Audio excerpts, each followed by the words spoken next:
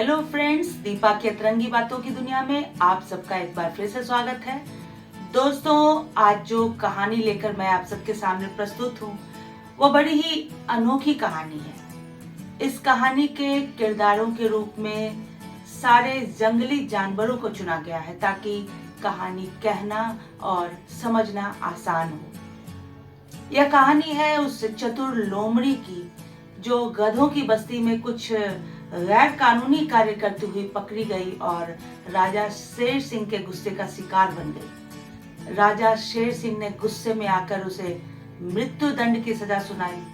अब लोमड़ी शेर सिंह के पैरों में गिरकर गिड़गिड़ाने लगी और उसने कहा कि मुझे मारने से पहले एक बार मेरी बात तो सुन लीजिए। शेर सिंह ने गुर्राते हुए कहा कि ठीक है, मृत्यु के पहले तुम्हारी एक आखिरी इच्छा मैं सुन ही लेता हूं। तब लोमड़ी ने कहा कि मेरे पास एक बहुत अच्छा प्लान है। मैं गधों की बस्ती से एक गधा हर दिन आपके भोजन के लिए उपलब्ध करवा सकती हूँ और साथ ही जंगल के जानवरों के मन में जो आपके लिए दहशत है, उस दहशत को मैं आपके लिए प्यार और सम्मान में बदल सकती हूँ। तब राजा शेर सिंह ने गुर्राते हुए कहा कि यह कहीं तुम्हारी कोई चाल तो नहीं।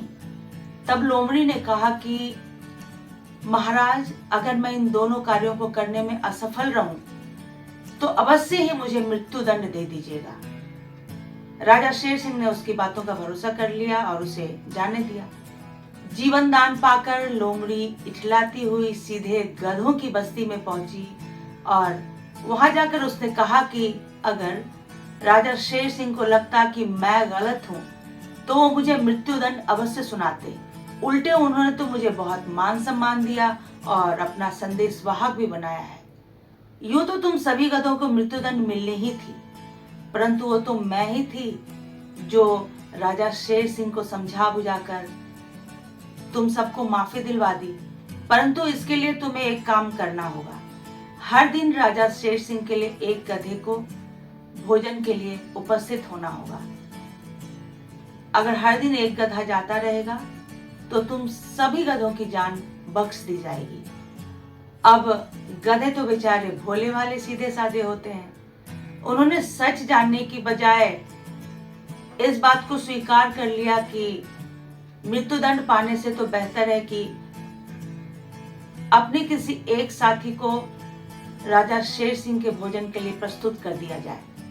अब लोमड़ी सारे जंगल में इठलाती घूमती फिरती थी। सारे जानवर ये समझते थे कि उसके ऊपर राजा शेर सिंह का हाथ है और वो सभी जानवरों से ये कहती फिरती थी कि देखो, उन्होंने गधे जैसे जानवर को भी माफ कर दिया। हमारे राजा शेर सिंह कितने दयालु हैं। जंगल में राजा शेर सिंह के दयालुता की चर्चा होने लगी और राजा शेर सिंह को अपने भोजन के लिए हर दिन एक गधा मिल जाता था और गधों को यह लगता था कि उनकी सजा माफ कर दी गई है। और चूंकि सारे जानवरों को लगता था कि लोमड़ी के ऊपर राजा शेर सिंह का हाथ है, तो कोई भी जानवर लोमड़ी से पंगा लेने की जरूरत नहीं करता था। लोमड़ी बड़े ही ठाठ से जंगल में अपना जीवन व्यतीत कर रही थी। तो दोस्तों, मुझे लगता है कि हम सबको कम से कम एक बार अपने अंदर झांक कर अवश्य देखना चाहिए कि कहानी के इन पात्रों में से किस पात्र का किरदार हम निभा रहे हैं। तो दोस्तों, अपने मन की आंखें खोलिए, आपकी सोच बदल जाएगी और सोच बदलेगी तो जिंदगी बदल जाएगी। कुछ ऐसी ही अन्य तरंगी बातों के साथ मैं फिर से हाजिर होंगी। तब तक के लिए बाय बाय।